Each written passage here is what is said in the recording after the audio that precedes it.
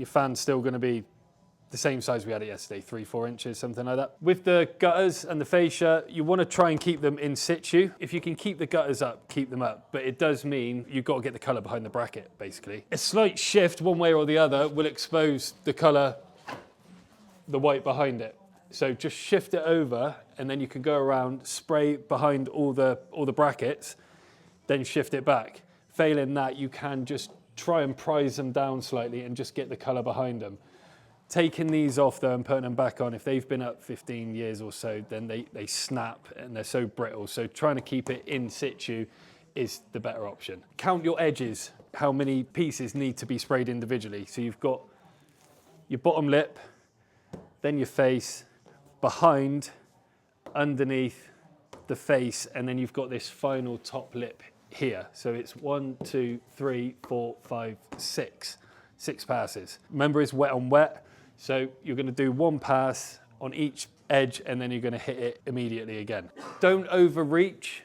Use your brackets as your your guide, if you like.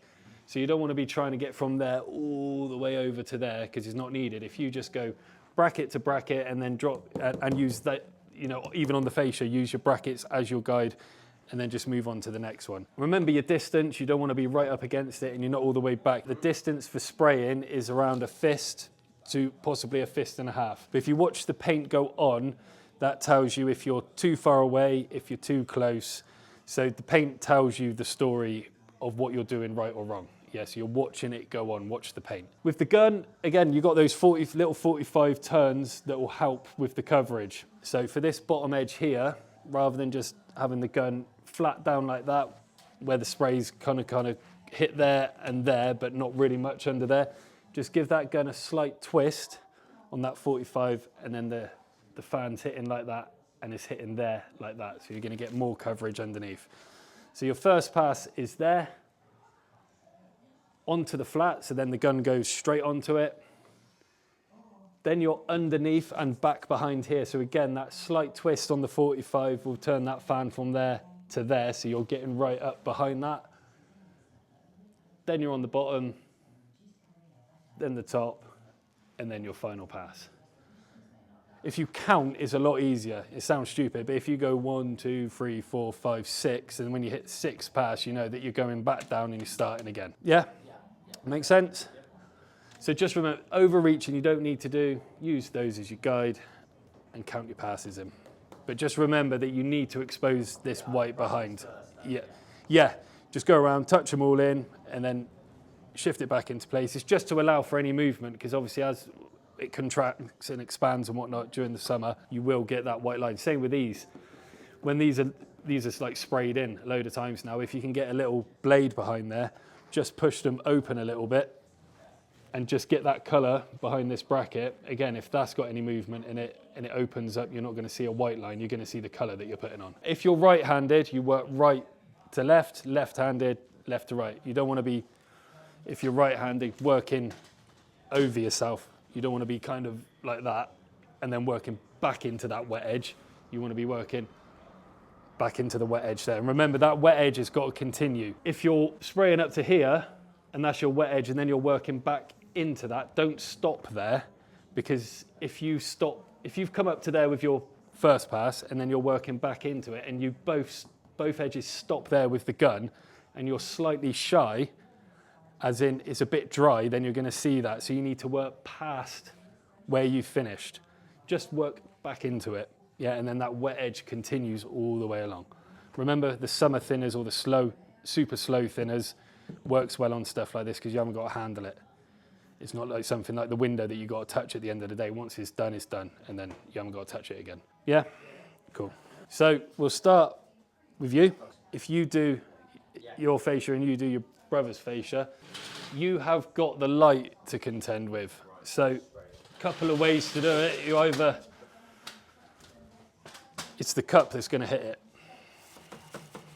Yeah, so either spray up to it, failing that, turn the front and bring the gun in that way, and then you won't hit it. So you've got to, that's probably the easiest. But you need to remember that your fan's gone from that to that, and then you're going to flip it back to that for that. So you get two bits each, so it'd be paint it once, paint it twice, get down, move on to this one, paint it once, paint it twice, and then pass the gun along as we go. So you've got to pressurize this cup. So remember, you need that air open, which is your top one, and your fluid open. It doesn't really matter too much just to pressurize it, and your fluid open. Fan, I normally start on a dot, and then we're just going to put it against the paper, pull that trigger all the way back, obviously once the machine's on, and as soon as paint's coming continuously out, that's when it's primed. When you get one of these, they're see-through. So you actually see that cup collapsing, and then all of a sudden, you'll know when the paint's going to come out. Here, we've just got to wait for the paint to come out. Silly question, can you pressure it too much? So it's no. Well, no, you'll just be pissing paint everywhere. Yeah. Do you know what I mean? It's just going to keep coming up. Once it's pressurized, then we flip it over, and then we can dial everything in and start again with the fluid in the air. Yeah? And we just dial it. Start on the dot, find our fan size we want, and off we go. So if I open that up a bit, gun upside down, so if you hold that like that, just remember when you're testing, whenever you're testing with this as well, test it to the distance that you're going to be spraying. Yeah. If you're testing it back here and just going like that, it's not going to work, and you're going to be like this. So bring it to the distance that you want and test it there. Yeah. So when you meant before, like that bit there's air. That's only so I'll show you now. It only gives you air. So if you just pull it back slightly, it just gives you air. Oh, yeah. Yeah, trigger all the way back. A little bit will come out now because I've had the gun tipped up. Yeah. But just bring it a bit closer.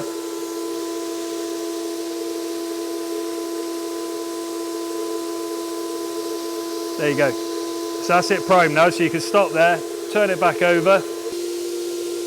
So can you see that spit? Yeah? So what you're looking for is to lose that spit. So for a fan that size, which is a dot, you're looking to lose that. So I would just dial that up a couple of times. Try it again. There you go. Can you see that now compared to that? So you know that that's how it works all the way through. So the more you kind of open it up, so the more you open your fan up, so you can see that spit there.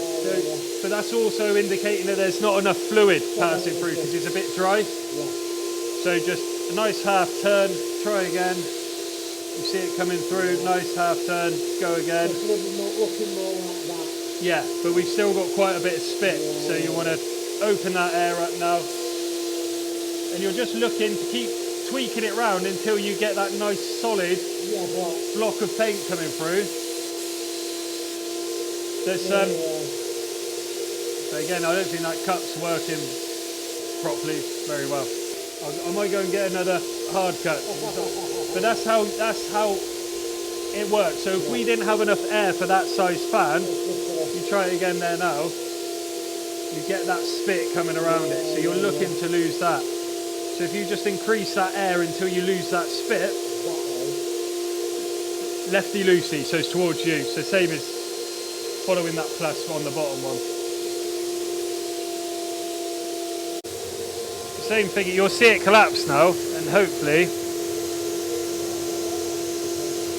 yeah, it's a lot. See the difference in that? So if we start at 2, get the fan size you want, which is, you know, roughly about that. So you can see the difference already, because that was threads right out just now. So once you got your fan size, just tweak your fluid up. And that's pretty much where you want to be. If you think you've gone too far, then just bring it down in a quarter. You know, you do everything in a half, and then if you think you've gone too far, just tweak it down a quarter, and then that's gone dry again. So bring it back up.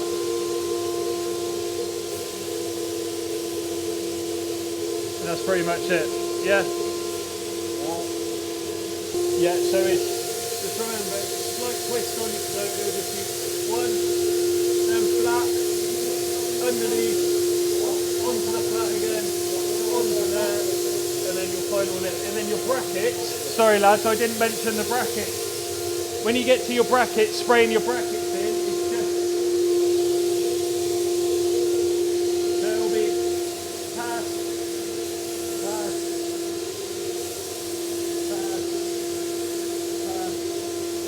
pass, pass, and then your brackets is just a quick. You do need to watch the cut, because if you go like that, and you've just painted that, you're going to, you've just got to, Not do the bracket first. I'll just work up to them and then just flick them in at the end.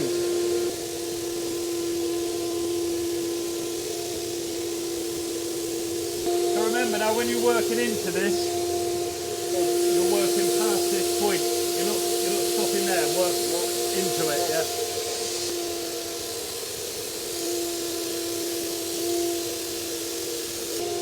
Like that, okay?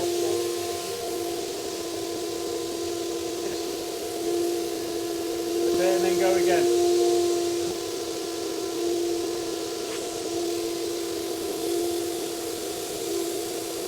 There you go. Do that top edge again, one more. There you go. And then flip your brackets in. Yeah.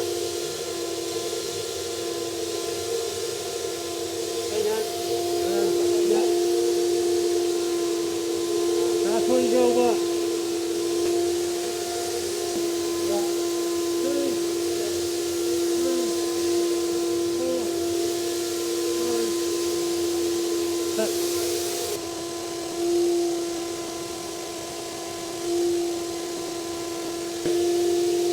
Like that.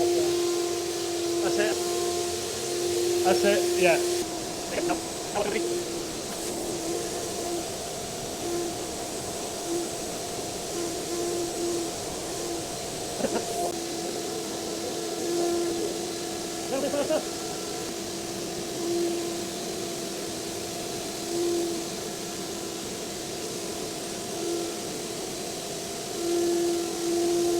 That's it.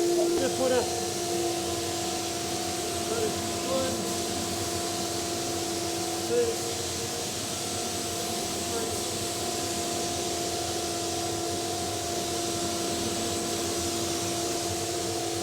So, with a window, like traditionally painting, you normally start at the top of anything and work your way down. It's opposite with spraying, so you want to start on this windowsill, because then any overspray from working your way up lands into the wet paint and becomes part of the paint. Whereas if you sprayed from the top, working down, that overspray is going to come down as a dust, land on the windowsill, and then you're spraying over dust. Yeah, so you get a nice smooth finish by getting this wet and then allowing the paint to fall back into itself. It's called wet on wet. Obviously, when you're coming onto these, soon as you pull that trigger, you need to move. That's when runs will come, is if you're pulling your trigger and you're hesitating, and then you start moving. Yeah, so that's from pulling the trigger, almost overthinking about what you got to do and not doing it. So Whereas you'd if rather it was the other way. just pull, as soon as you pull that trigger, it doesn't, as long as you move the direction you want to go. If you move too fast, it doesn't matter because you can hit it again. Yeah. So, but not moving, that's when you're going to get runs, especially like on these corners and whatnot, because these are going to be getting hit every time you pass by it. So pull that trigger and move. So sill first. Remember your little 45-degree turn for this edge here, because that fan goes from that to that, so you're getting more coverage. And then just remember your distance. You're not there, you're here. With these windows, you're going to need to remember where you're at, as in what way you're turning the gun. If you go straight up, we're set to spray side to side, you're going to get that thick line of paint, and again, that's going to cause you runs. So this is all about gun control now. Yeah, so trigger on, trigger off, nice 45-degree turn there, then onto the flat. That'll probably take 2-3 passes, 1, 2, 3, say. Then you can do, pardon? 4 then. Then you can do this bottom bead here, and it'll be pass, pass, and then for these, I kind of generally let you figure out your way around the window, because it's a good one to learn on. But I'd do this, I would bring it up to here, so from there to there, and then work my way around the window. You could, as you're spraying side to side and you want to keep in that motion, you could then be doing these bits, that bit, and then work on your verticals, so you know that you've got some sort of rhythm to it, some sort of technique. And then as you do more and more and more, you'll come up with your own kind of however you want to do it.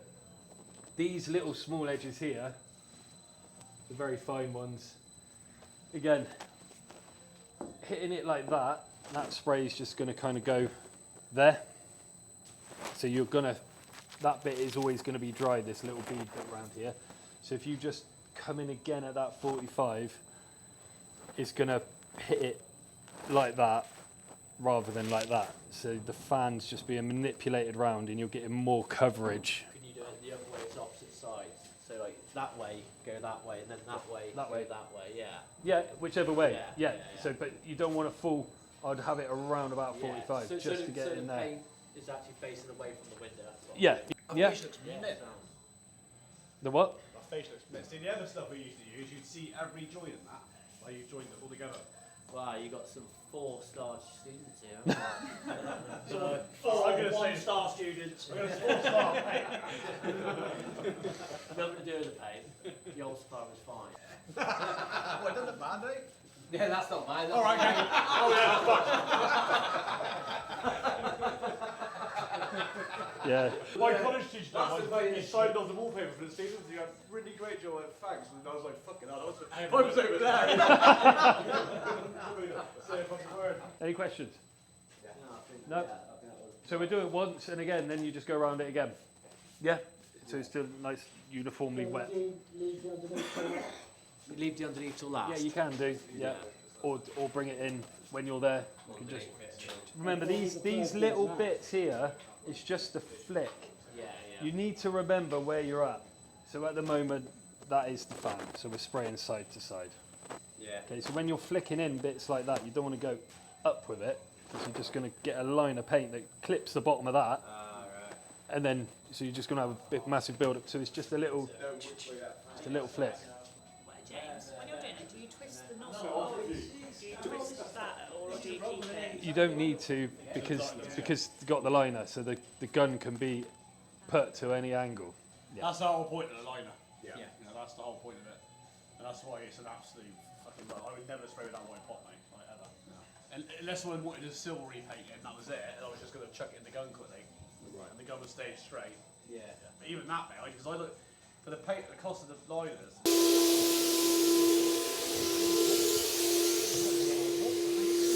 You can dial it all in now.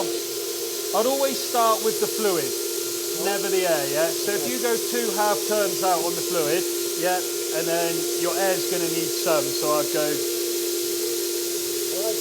yeah, try that. It's a bit dry, yeah? So go a quarter of a turn, try a quarter. Again, probably a bit more. Yeah, start it. So what are you at? Just so we, so once I found it, then I'll count it back. So 1, 2, 2 1/4. So do that again. 1, 2 1/4. Yeah, so that way, when you come back to use it again, you know your starting point will be, but like I said, I normally start about 3 half turns out. But if you get into that kind of method of counting it, then you know that you're somewhere. Pull it anti-clockwise as well. So it's righty-tighty, so that locks it. But on there, you got a plus and a minus. Oh, So right, right. plus is more, minus is closing it. Kind of, not like that. You just twist it there, and then that gets that really small lip. Yeah.